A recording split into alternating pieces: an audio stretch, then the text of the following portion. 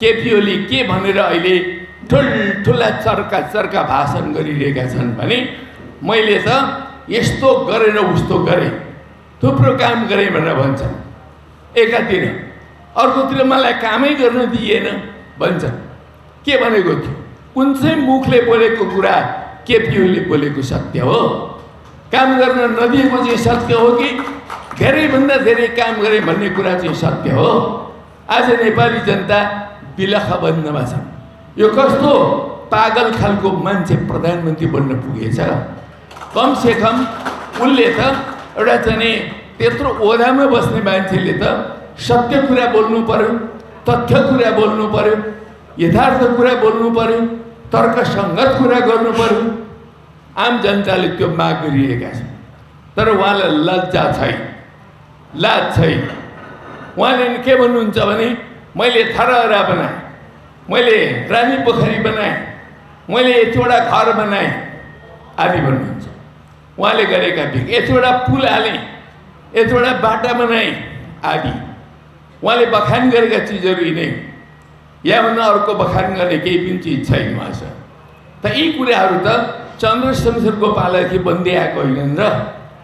यो new road भनेको चन्द्र शमशेरले बनाएको हो कमेडहरू। पञ्चायत कालभरि पनि थुप्रो बाटाहरू भने महेन्द्र राजमार्ग, पूर्व पश्चिम राजमार्ग महेन्द्रले बनाएको होइन? किन तानाशाहीका विरुद्ध लड्नु पर्यो? कोदारी राजमार्ग महेन्द्रले बनाएको होइन? किन तानाशाहीका विरुद्ध लड्नु पर्यो? आखिरी मात्रात्मक विकास त भइरहन्छन् समाजमा, त्यो त स्थायी सरकारले गर्ने कुरा हो। तर एउटा नयाँ प्रधानमन्त्रीले ल्याएको नयाँ भिजन के हो त? त्यसले ल्याएको गुणात्मक परिवर्तन के हो? नेपाली समाजको सामाजिक आर्थिक जीवनमा ल्याएको परिवर्तन के हो? नेपाली जनताको गरिबीमा ल्याएको परिवर्तन के हो? यो समाजमा भएका विभेदहरू उन्मूलन गर्न केपी ओलीले सारेको कदम खोइ त? किन यी सब चिजहरू आउन सकिरहेका छैन? त्यसो हुनाले केपी ओली जुन खालको भाषण गर्दै हुनुहुन्छ यी करिब करिब बकवास मात्रै हो। यो त जुनसुकै प्रधानमन्त्रीले गर्दै आएका कुरा, नयाँ कुरा यो देशले केही पनि पाउन सकेन। कतिपयले भन्छन् यो बेलामा केपी ओलीले गरेको कुरा सगरमाथाको उचाइ नाप्यो अरे। सगरमाथाको उचाइ अहिले भर्खर नाप्या हो? यो त नापी विभागले एउटा प्राविधिक रूपले गर्ने काम, त्यो जहिले गरे पनि हुन्छ। त्यो भोलि समाजवाद ल्याएपछि गरे पनि हुन्छ, जहिले गरे पनि हुन्छ। त्यसले कुन गुणात्मक परिवर्तन आयो नेपाली समाजमा? हामीले चाहेको कुरा त्यो थियो कमेडहरू। तर प्रधानमन्त्रीको कुर्सीमा बसेदेखि उहाँले पार्टीका क्रान्तिकारी कार्यदिशा र नीति केही पनि लागू गर्नु भएन। लागू के गर्नुभयो भन्दा दक्षिणपन्थी अवसरवादी कार्यदिशा लागू गर्नुभयो। दक्षिणपन्थी अवसरवाद उहाँले अहिले लागू गरिरहेको चिज भनेको दक्षिणपन्थी अवसरवाद हो। यो पुँजीवाद नै, पुँजीवादकै एउटा रूप हो। पुँजीवादभन्दा बढ्ता अरू केही पनि गर्नुभएको छैन। कहाँ छ त समाजवादतिर जाने के कदम छ त? ल उहाँले व्याख्या गरेर भन्न सक्नुहोस् त, हामी चुनौती दिन्छौँ। त्यस्तो त केही पनि छैन। यो चाहिँ समाजवाद हो भनेर भन्न सकिने कुरा केही छ? ल ठिक छ, बाटो भन्यो, बाटो समाजवाद विरोधी कुरा हो र? कसले भनेको छ र? हामी बाटो त बन्नै पर्छ, समाजवादले नि बाटो बनाउनुपर्छ, समाजवादले पनि पुल हाल्नुपर्छ। तर समाजवाद भनेको नयाँ सामाजिक आर्थिक ढाँचा हो। त्यो नयाँ सामाजिक आर्थिक ढाँचातर्फ यो मुलुकलाई लाने काम भएन। त्यसो हुनाले केपी ओली वास्तवमा एउटा पुँजीवादपन्थी प्रधानमन्त्रीको रूपमा प्रकट भए र पार्टीको जुन खालको लक्ष्य हो, पार्टीका जुन कार्यदिशा हुन्, त्योबाट यो अब दाहिने भड्क्यो। हेर्नुहोस्, दक्षिणपन्थी दिशातर्फ गयो र जुनसुकै बेलामा पनि चाहे त्यो कम्युनिस्ट पार्टीले क्रान्ति गरिरहेको होस्, चाहे निर्माण गरिरहेको होस्, सबभन्दा ठुलो कुरा के हुन्छ भने पार्टीको वैचारिक र राजनीतिक कार्यदिशा हुन्छ। कमेडहरू, म केपी ओलीले यस्तो खान्छन्, यस्तो लाउँछन्, केपी ओलीको नाक चुच्चो छ आदि यस्ता म व्यक्तिगत कुरा गर्न चाहन्न। मलाई केपी ओलीको व्यक्तिगत बारेमा केही पनि टिप्पणी गर्नु छैन। हामी कम्युनिस्टहरू त्यस्तो कुरा गर्न रुचाउँदैन, गर्नु पनि हुँदैन कसैले। तर हामी नीतिको विरोध गरिरहेका छौँ, गलत नीतिको विरोध, गलत दृष्टिकोणको विरोध, गलत अडानको विरोध, गलत क्रियाकलापको विरोध, गलत कार्यशैलीको विरोध, गलत नीति पद्धतिहरूको विरोध, त्यो विरोध गर्ने हक हाम्रो छ र हामी न्यायको पक्षमा, प्रगतिको पक्षमा, प्रगतिशीलताको पक्षमा, क्रान्तिको पक्षमा हामी छौँ र नेपाली क्रान्तिलाई पहिलो चरणमा मात्रै पुरा गरेका छौँ हामीले। अब दोस्रो चरण पुरा गर्न बाँकी नै छ। हामी समाजवादी क्रान्तिको नयाँ युगमा प्रवेश गर्यौँ। अब यो नयाँ युगका विशेषता अनुरूपको हाम्रो कार्यदिशा हामीले तय गर्नुपर्छ, हाम्रा नीतिहरू हामीले तय गर्नुपर्छ, सिद्धान्तहरू तय गर्नुपर्छ, कार्यक्रमहरू बन्नुपर्छ। अब जनवादका कार्यक्रमले काम गर्दैन। कतिपय मान्छे अहिले पनि केपी ओली जनताको बहुदलीय जनवाद भनेर हिँडेका छन्। ठिक छ, हिजो जनवादी क्रान्तिको कालखण्डमा कमरेड मदन भण्डारीले यो पछिल्लो कालमा अगाडि सार्नुभएको थियो। त्यो जनवादी क्रान्तिको कार्यक्रम हो, त्यसलाई हामीले लागू गरेर आयौँ। जनताको जनवादी कार्यक्रमका 14वटा विशेषता भनेको छ। तपाईँहरू अहिले पल्टाएर हेर्नुहोस्, त्यो 14वटा विशेषतामध्ये कुन विशेषता चाहिँ अब नेपाली समाज लागू गर्न बाँकी छ? सबै प्राप्त भयो त, जम्मै प्राप्त भयो। मदन भण्डारीले समाजवादको कार्यक्रम त भन्नुभएको छैन, त्यो त जनवादको कार्यक्रम मात्रै हो। जनवाद त हामीले प्राप्त गरिसक्यौँ। कमरेड, जनवाद प्राप्त भयो, हामी एउटा खुला समाजमा आयौँ। हामीले हाम्रा हक अधिकार भन्ने हक अधिकार प्राप्त गर्यौँ, तर उपभोग गर्न पाएका छैन। अब त्यसलाई उपभोग गर्ने, व्यवहारमा त्यसलाई चाहिँ लागू गर्ने नयाँ परिस्थिति बन्नुपर्छ। त्यो नयाँ परिस्थितिको ग्यारेन्टी गर्ने कुरा भनेको नयाँ सामाजिक आर्थिक ढाँचा हो, समाजवाद हो। समाजवाद बिना समाजमा भएका भेदहरू समाप्त हुँदैन। चाहे त्यो वर्गीय भेद होस्, चाहे त्यो जातीय भेद होस्, चाहे त्यो भाषिक भेद होस्, चाहे त्यो सामाजिक भेद होस्, अथवा त्यो सांस्कृतिक भेद होस्, बिना समाजवाद हामी यी भेदहरू मेटाउन सक्दैन। हामीले हक अधिकार प्राप्त गर्ने कुरा चाहिँ जनवादले हामीलाई दिन्छ। हेर्नुहोस्, हक अधिकार दिन्छ, तर भेदै मेट्नु पर्यो व्यवहारिक रूपले भने बिना समाजवाद यो कुरो सम्भव छैन। त्यसकारण हामीले एक चरणको बल्ल विजय प्राप्त गर्यौँ, एक चरणको विजय हो। अब दोस्रो चरणको विजय प्राप्तितर्फ हामीले लाग्नुपर्छ। नेपाली समाज त्यो युगमा आएको छ।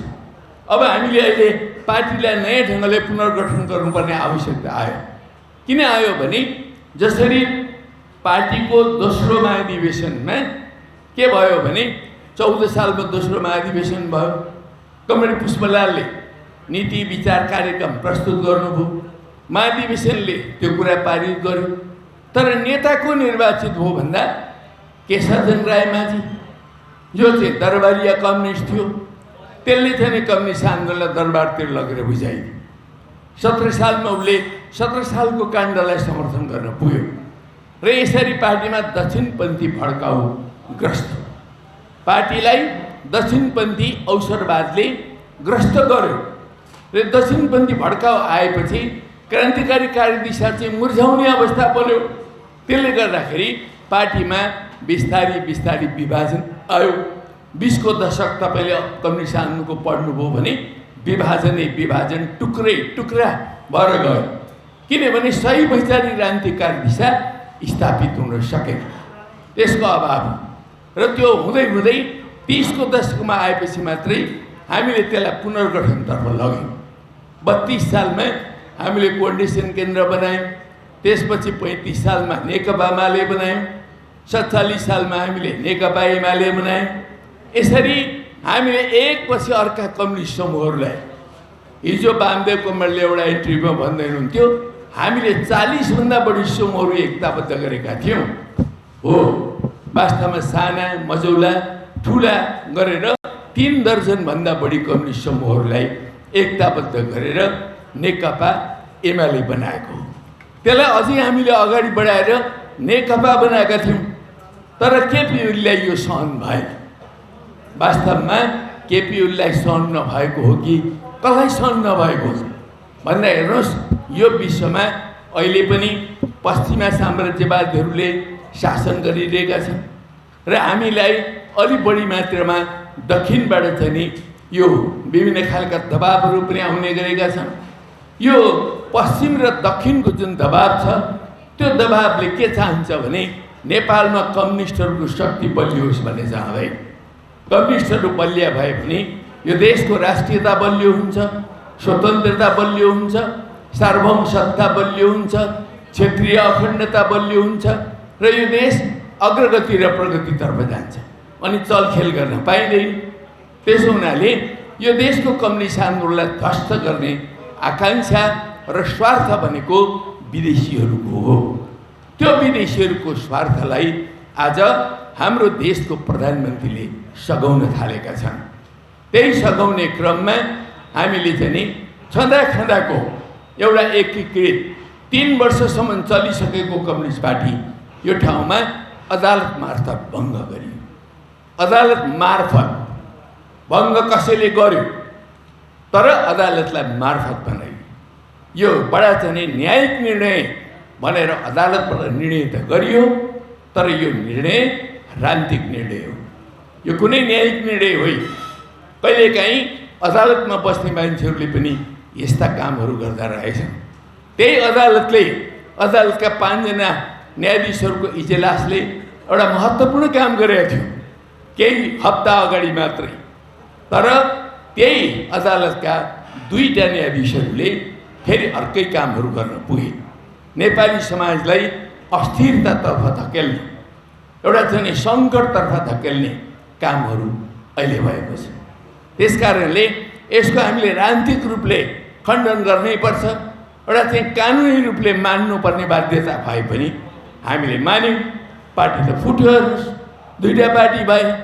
अब 2टा पार्टी भइसकेपछि हामीले चाहिँ नि अदालतको फैसला बमोजिम हामीले चाहिँ नेकपा एमाले बनाइएको छ।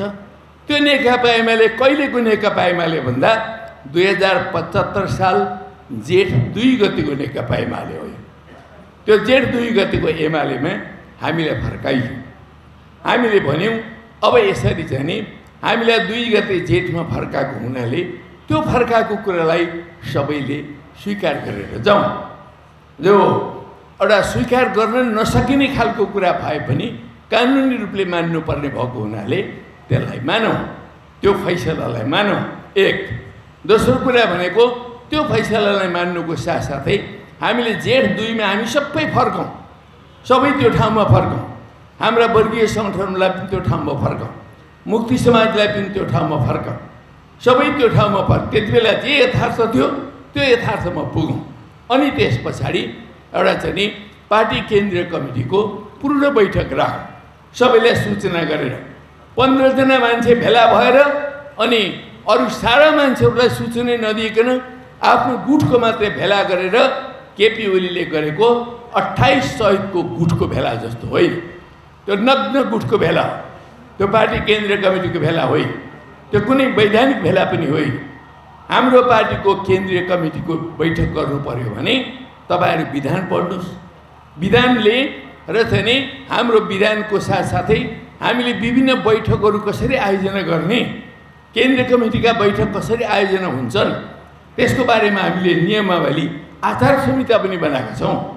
त्यो आचार संहिता र नियमावली अन्तर्गत रहेर त्यो केन्द्रीय कमिटीको पूर्ण बैठक बोलाउँ।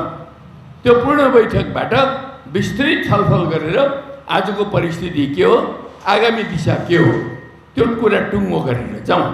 यो बिचमा भएका सम्पूर्ण कारबाहीहरू बत्तर गरौँ, चाहे त्यो 4 जना नेताहरूले गरेको कारबाही होस् चाहे अरू कारबाहीहरू हुन्, ती कुराहरू बत्तर गरौँ र त्यसरी अगाडि बढेर केन्द्रीय कमिटीको पूर्ण बैठक गरेपछि त्यो पूर्ण बैठकमा बसेर छलफल गर्दा एकमत हुन्छ, ठिक छ।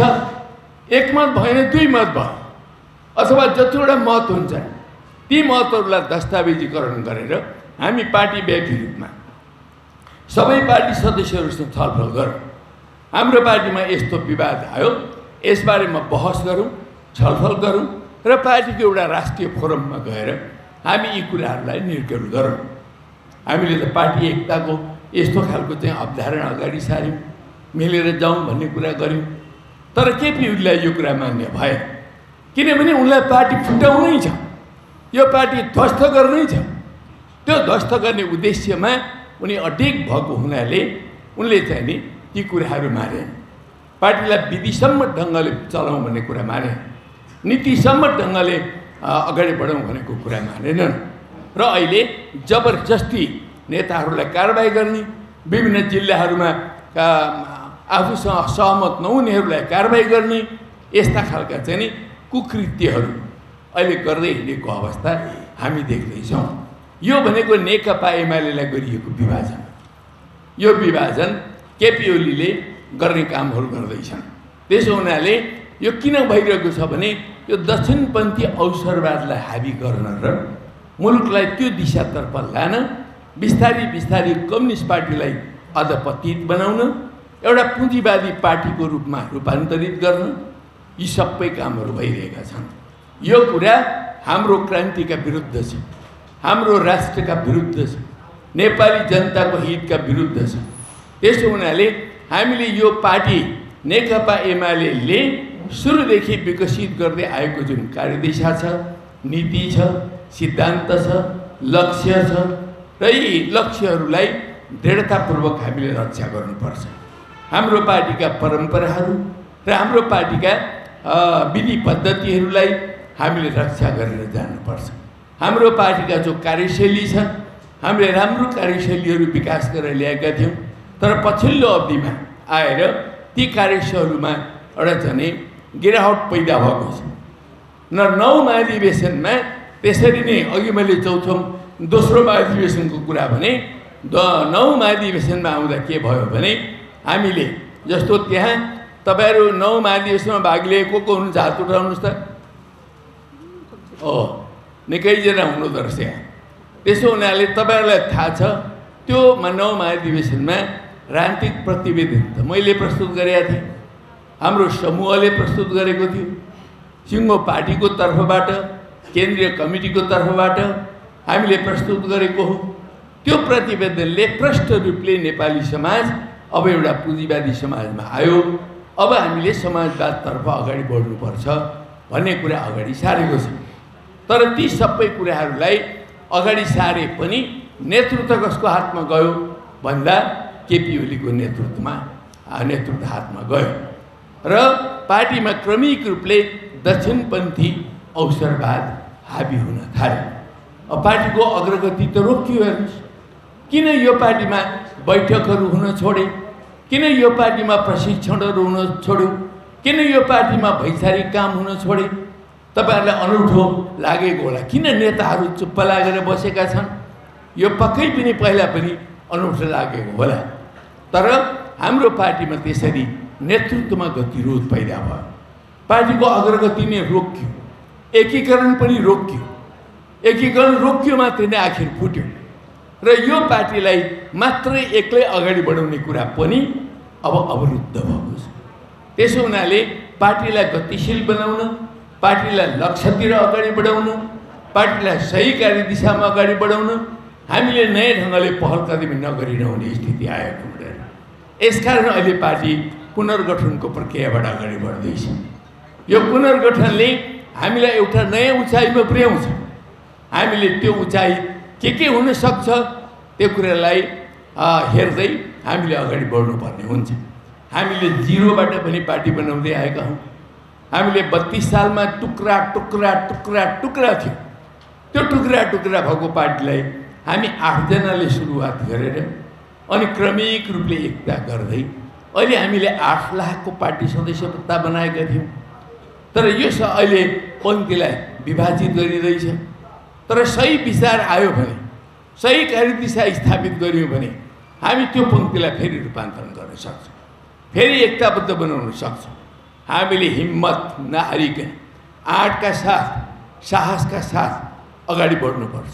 जुनसुकै बेला पनि हामीले मार्क्सवादलाई प्रयोग गरेर जानुपर्छ।